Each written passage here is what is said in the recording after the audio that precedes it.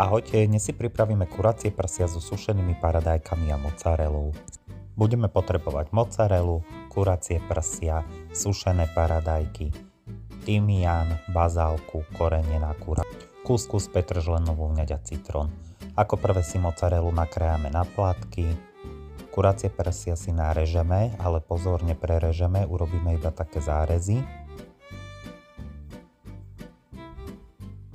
Poriadne osolíme, okoreníme,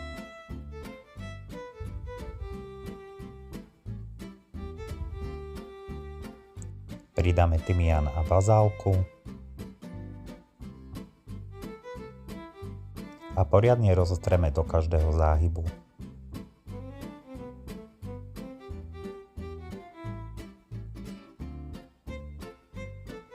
Do zárezov teraz dáme mozzarellu, sušené paradajky.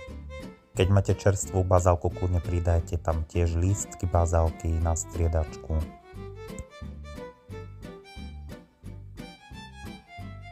A takto pripravené kuracie prsia dáme na približne 35 minút do rúry. Medzi tým si dáme šálku kuskusu do hrncu, zalejeme 3/4 šálkou horúcej vody. Pridáme petržlenovú vňať alebo iné bylinky, osolíme, poriadne premiešame a takto pripravený kuskus teraz zakrieme a necháme odpočívať 10 minút. Po 10 minútach prilejeme olivový olej, citrónovú šťavu, znova zamiešame a kuskus máme hotový.